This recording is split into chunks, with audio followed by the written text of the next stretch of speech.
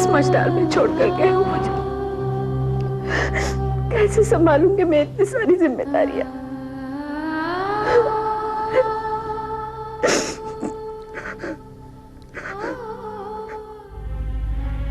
हमारी तरफ से बेहतरीन फूलों का हार सागर की शोक सभा में भिजवा दीजिए। और हाँ, सागर की कंपनी के सारे क्लाइंट्स अपनी ओर खींचने की कोशिश शुरू कर दीजिए। उन्हें समझाइए कि सागर की मौत के बाद उसकी कंपनी की जान भी खत्म हो गई है। जायते म्रियते वा कदाचित् न भूता न भविता न भूय अजो नित्य शाश्वतोऽयं पुराण न हन्यते हन्यमाने शरीरे।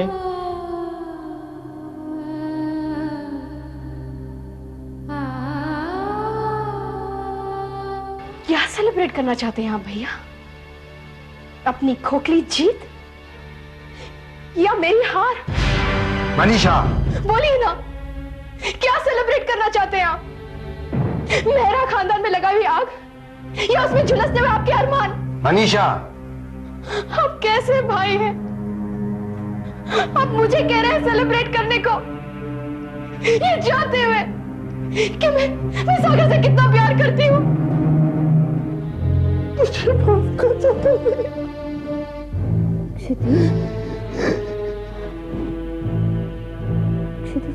किस बात के लिए माफी मांग रहे हैं? ऐसा कह के मुझे शर्मिंदा मत करो भाभी।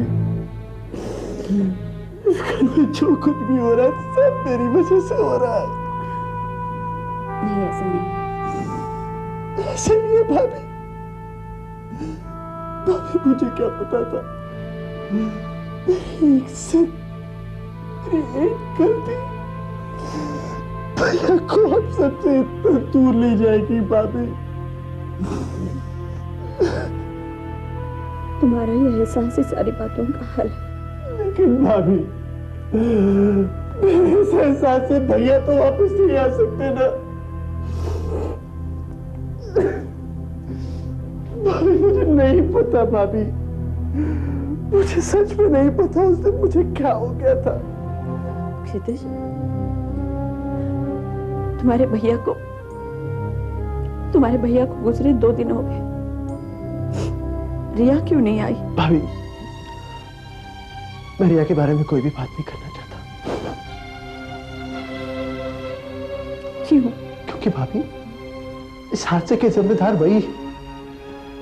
भाभी, मैंने उसे आपके सामने ही कहा था कि वो रात को घर ना आए, लेकिन उसने मेरी एक बार बात नहीं मानी। क्षितिज, अगर हम एक दूसरे के ऊपर इल्जाम डालते रहे तो ये पूरा घर बिखर जाएगा।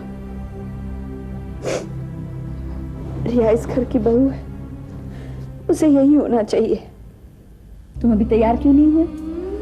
मैं आप लोग को छोड़कर जाना नहीं चाहता भाभी। राहुल, मैं समझ सकती हूँ तुम हम लोगों को छोड़कर नहीं जाना चाहते हो। तुम्हें हमारी बहुत फिक्र हो रही है, खास करके मेरी। लेकिन सोचो, क्या तुम अपने भैया की इच्छा पूरी नहीं करोगे? राहुल, मुझे याद है वो दिन जब तुम्हें MBA की एडमिशन मिली थी, तुम कितना खुश हुए थे। अब तुम क्यों नहीं जाना चाहते हो? सिर्फ इसलिए कि तुम्हारे भैया नहीं है? क्या तुम मुझे अपनी भैया की जगह नहीं मानते हो? भाभी, भाभी, मैं आपको छोड़कर नहीं रोना बेटे। मैं आप लोग को छोड़कर राहुल, नहीं रोना, नहीं तो मैं भी रो पड़ूंगी। राहुल, सोचो, तुम वहां से अपनी पढ़ाई पूरी करके आओगे तो हमें कितना फख्र होगा, है ना? अपने भैया की तमन्ना पूरी करो बेटे, ठीक है? जाओ, जल्दी से रेडी हो जाओ, मैं तुम्हें छोड़ने आ रही हूँ।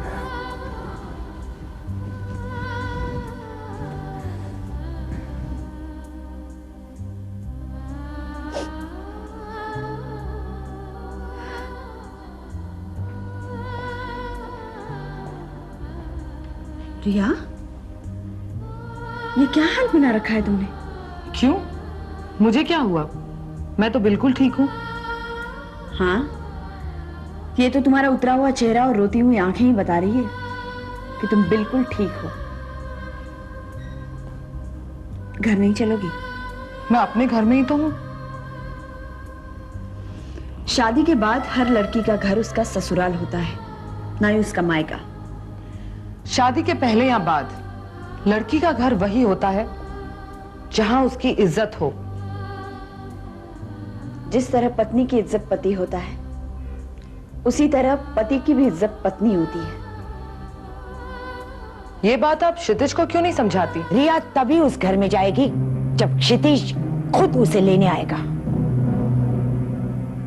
क्या मैं जान सकती हूँ ये फैसला तुमने क्यों किया है? क्योंकि क्षितिज की वजह से ही मेरी बेइज्जती हुई थी। और अपनों के डांटने को बेइज्जती नहीं कहते हैं।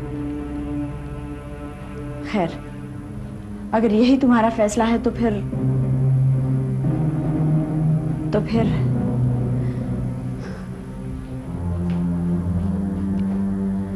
सोनिया,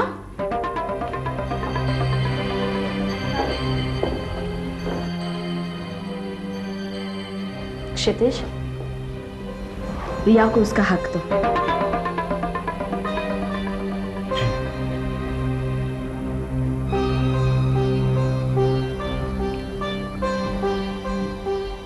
रिया, घर चलो।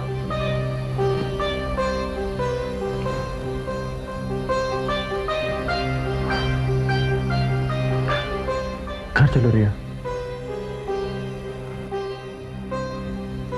कम ऑन रिया, घर चलो। क्षितिज, I hate you. Excuse me, लेकिन आप दोनों के अलावा इस कमरे में 2 बड़े और एक छोटी भी मौजूद है। इस परिवार के